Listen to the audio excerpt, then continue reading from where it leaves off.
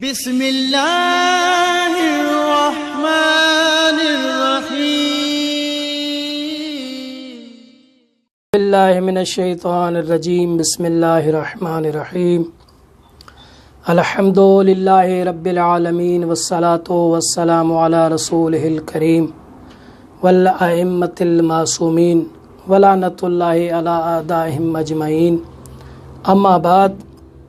محترم ناظرین کرام، زکوٰۃ فطرہ کے موضوع پر آج ہماری یہ تیسری نشست ہے، اور آج کی نشست میں ہم زکوٰۃ فطرہ کے مستحقین کو بیان کریں گے کہ کس کو زکوٰۃ فطرہ دینا واجب اور ضروری ہے۔ تو آغا سستانی حفظہ اللہ، ان کے نزدیک فطرے کے مستحقین فقط دو ہیں، فقیر اور مسکین۔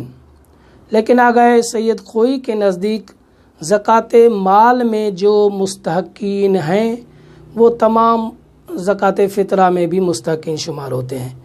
لیکن آغا سید سستانی کے نزدیک زکوٰۃ فطرہ کے مستحقین دو ہیں، ایک فقیر، دوسرا مسکین۔ جو شخص بھی فقیر ہے، مسکین ہے، وہی مستحق ہے زکوٰۃ فطرہ کا۔ اب فقیر کیا ہے، مسکین کیا ہے؟ کیونکہ عام طور پر ہمارے جو معاشرے میں فقیر اس کو کہا جاتا ہے جو بھیک مانگ رہا ہو، اس کو فقیر کہا جاتا ہے۔ کیا شریعت میں بھی اس طرح ہے؟ تو شریعت نے فقیر کا معیار کچھ اور بتایا ہے۔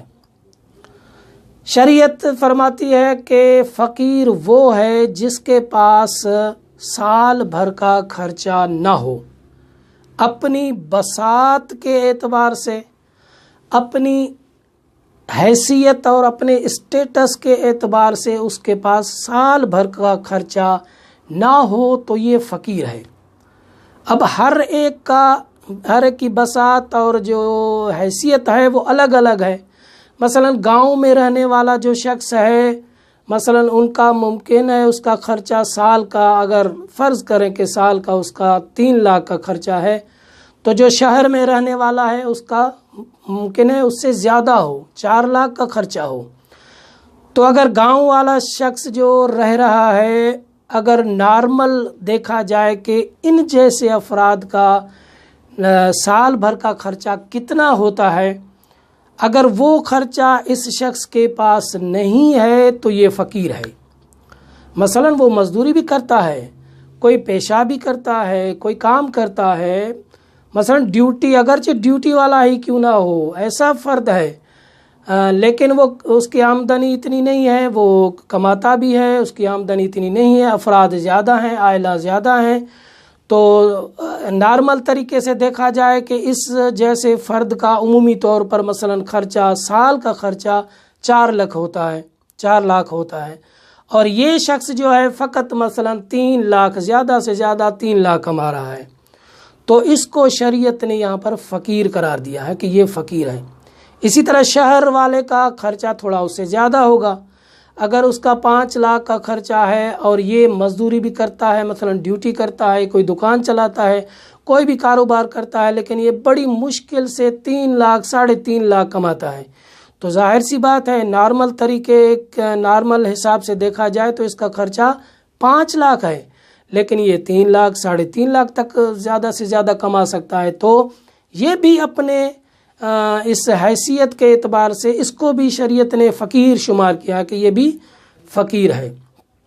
اب آتے ہیں مسکین کے اوپر۔ مسکین کیا ہے؟ مسکین اس سے بھی کم تر ہے، یعنی جس کے پاس ایک دن کا بھی خرچہ نہ ہو، مثلا 300 روپے اس کے دن کا خرچہ ہے، تو وہ بیچارے کے پاس 100-150 روپیہ خرچہ ہے، اس کے دن کا خرچہ وہ بھی اس کے پاس نہیں ہے، تو اس کو شریعت نے مسکین کہا ہے۔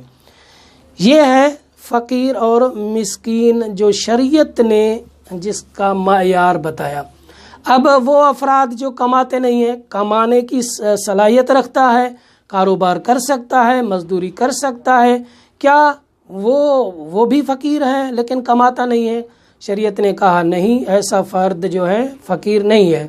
صلاحیت رکھ رہا ہے، مزدوری کر سکتا ہے، پھر بھی وہ خود بخود یعنی جان بوجھ کر خود کو فقیر بنا رہا ہے، تو ایسے فرد کو فطرہ نہیں دیا جا سکتا۔ یہ شریعت کے اعتبار سے ہو گئے فقیر اور مسکین کی تعریف۔ اب آتے ہیں انشاءاللہ مزید گفتگو آگے بیان کریں گے کہ کیا جس کو شریعت نے فقیر اور مسکین کہا ہے ہم اسی کو فطرہ دے دیں، یا اس کے علاوہ ان کے اندر اور کچھ صفات بھی ہونی چاہیے۔ اور بھی کچھ صفات ہیں، انشاءاللہ دوسری نشست میں ہم وہ بیان کریں گے۔ والسلام علیکم ورحمۃ اللہ وبرکاتہ۔